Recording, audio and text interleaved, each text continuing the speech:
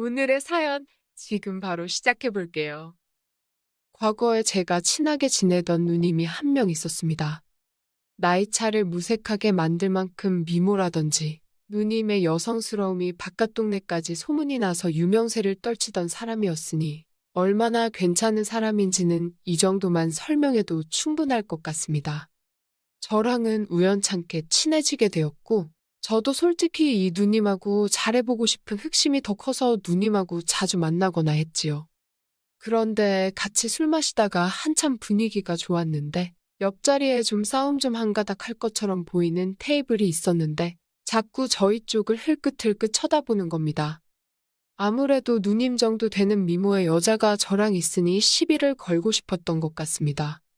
제가 부러웠을 수도 있고 아니면 저 정도면 누님 꼬셔서 자기들이 놀려고 했을 수도 있고 이유는 모르지만 시비가 붙었는데 누님이 정색을 하면서 받아치더니 큰 싸움으로 번지게 되었습니다. 누님이 아무리 운동을 좋아하고 관리가 되었어도 남자를 힘으로 어떻게 이기겠습니까?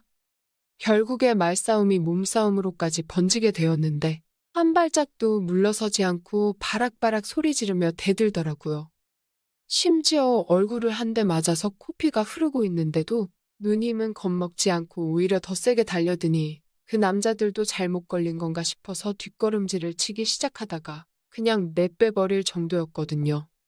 아름다운 외모와는 다르게 깡도 있고 성질도 더러운 누님이었던 겁니다. 저는 감당 못할 거라는 생각에 그날 이미 마음을 접어버리고 말았지요. 그런데 이 누님은 오히려 처음에 그렇게 달려들다가 갑자기 자기에 대해 더 이상 관심 없는 듯 행동하던 제가 오히려 더 끌리기 시작했나 봅니다. 또 괜히 같이 술 마셨다가 시비가 붙으면 어쩌나 싶어서 최대한 피하려고 했는데 결국 이 누님의 집요함이 이겨서 결국 다시 만나게 되었지요. 이 누님이 술 하나만큼은 또 끝장나게 마십니다. 저도 어디 가서 주량 이야기 나오면 빼지 않는 사람인데 이 누님하고 마시면 날이 밝을 때까지 계속 마시는 게 기본이었습니다. 자존심 때문에 그런가 적당히 마셔서 기분 좋으면 좋은데 이 누님 성격상 상대방이 술을 뻗는 걸 못 보면 자기가 졌다고 생각하는 것 같더라고요. 그래서 이 누님하고 결국 그렇다 할 추억도 못 만들고 맨날 술 먹다가 둘 다 서로 뻗어버리지를 않으니 그냥 날 밝으면 헤어지고 그런 식의 만남이 잦았습니다. 그렇게 만나면 저는 다음날이 너무 피곤하기도 하고 해서 한동안 이 누님하고 만남을 또 피하게 되었지요. 그러다 우연찮게 오랜만에 누님을 만나게 되었습니다. 저보고 오랜만이라고 잘 지냈냐고 하더라고요. 오랜만에 보는 이 누님의 미모는 안 보는 동안 훨씬 더 무르익어 있는 상황이었습니다. 무더운 여름이 돼서 보니 여름은 여름 나름대로 이 누님의 자신감이 돋보이는 패션 덕분에 시선을 위로 향해야 할지 아래로 향해야 할지 싶더군요.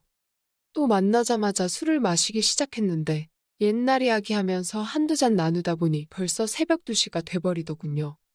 어차피 이 누님은 술을 더 마셔봐야 취하지 않을 텐데 그게 무슨 의미가 있겠나 싶어서 그냥 제가 술 취한 척하고 일찍 들어가 봐야겠다는 식으로 나왔습니다.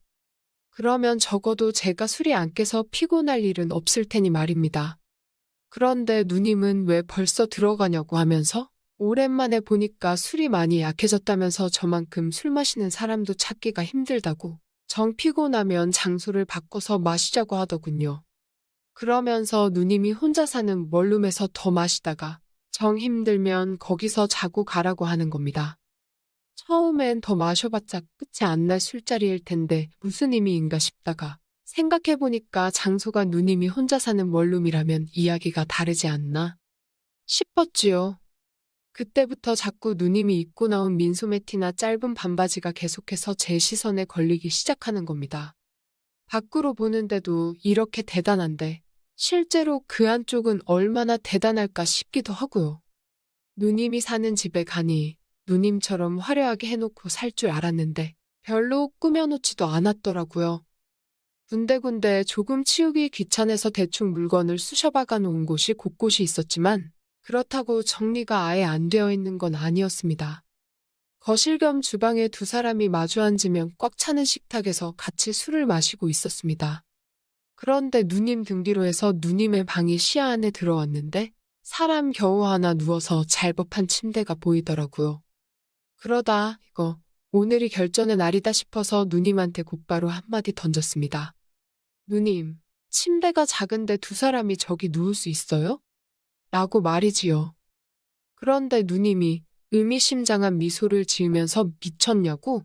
당연히 한 명이 바닥에서 자야 되는 거 아니냐고 하는데 그때부터는 저도 머릿속에 온통 그 생각밖에 없어서 이거 오늘이 무조건 기회다. 기회를 놓치지 말자 하는 생각밖에 없었습니다. 누님은 덮고 자는 이불이 없어도 괜찮겠냐 묻더군요. 어차피 무더운 여름이라 그냥 자도 문제없을 것 같다 해서 그렇게 하겠다 했습니다.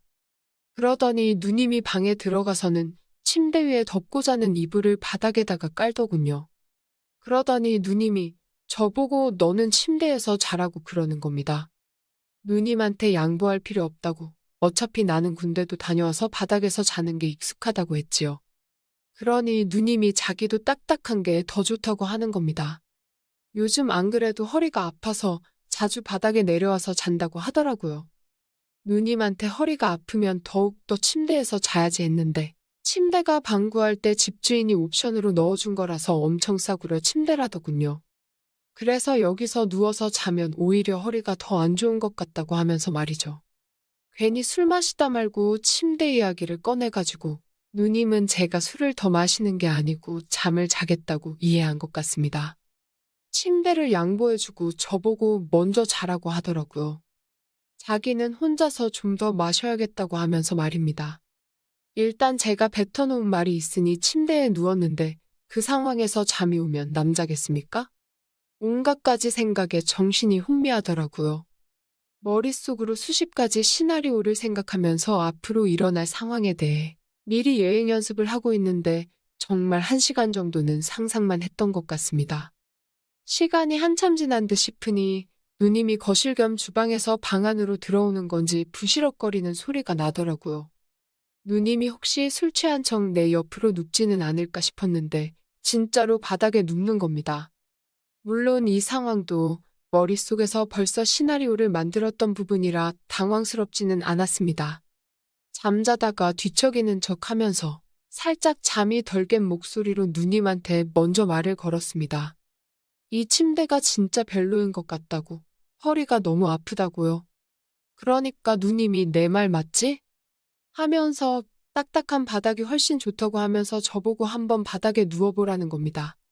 여름이지만 보일러를 켜놔서 바닥이라고 그렇게 차갑지가 않다고 하길래 허리가 뻐근한 척 애구구구구 하면서 슬쩍 누님 옆으로 누웠지요. 그런데 누님이 장난기가 발동했는지 제 쪽으로 몸을 빙글 돌리더라고요. 얼굴이 거의 코가 마주 닿을 정도로 가까이 와 있는데 그 순간 정말 숨이 멎어버리는 듯 했습니다. 이 누님을 이렇게 가까이서 본 적이 없었는데 정말 예쁘기는 예쁘더라고요. 그러더니 누님이 그럼 바닥에서 자라고 하더니 자리에서 일어나 침대로 가려고 하는 겁니다.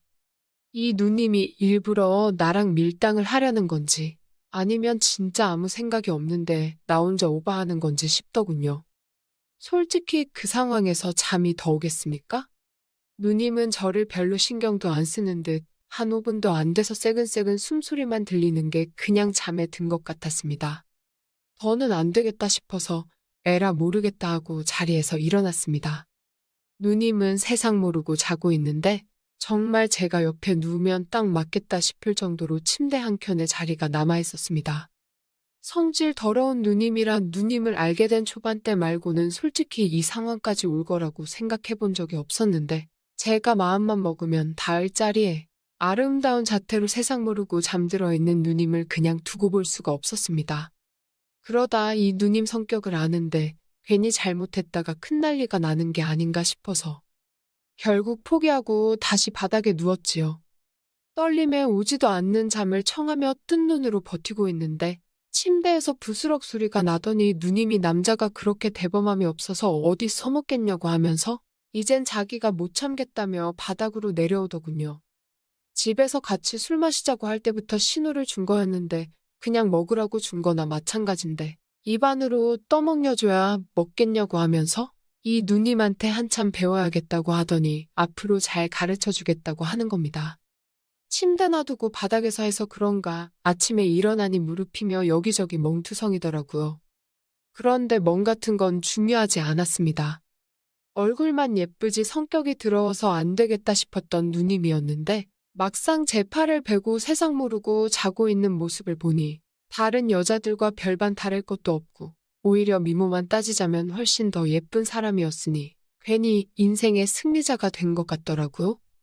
제 예상대로 누님이 주변에 누님하고 어떻게 해보려는 남자들이 많은데 오히려 제가 그때 일찍 누님에 대한 마음을 접어서 그게 의외로 누님한테는 자존심이 상하는 일이었나 봅니다. 그래서 누님도 은근히 계속 제가 누님을 좋아하도록 마음을 돌리고 싶었던 것이었고 그러다 이런 기회까지 생기게 된 거지요. 그날 이후로 누님하고는 연애를 시작하게 되었습니다만 누님에서 내 애인이 되었다고 해서 그 성격이 어디 가는 게 아니더라고요.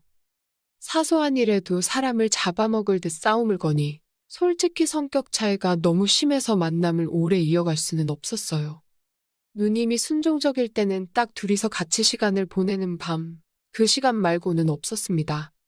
그것만 두고 보고 살자니 솔직히 누님 성격을 제가 이겨먹을 수도 없을 것 같고 아무래도 안 되겠다 싶어서 헤어지게 되었습니다. 제 인생을 돌이켜보면 아직도 그 누님보다 아름다운 여자는 제 역사에 없습니다. 누님하고 데이트 다닐 때도 기고만장해져서 어깨에 힘 좀 주고 다녔는데 그런 부분이 못내 아쉽기는 하군요. 그래도 그 누님도 이제 나이도 먹었고 시집도 진작에 갔을 텐데 그 성질 죽이면서 잘 지내고 있는지 아니면 결혼을 해서 남편도 저한테 했듯이 휘어잡고 살고 있을런지 그거 하나는 궁금하긴 하네요.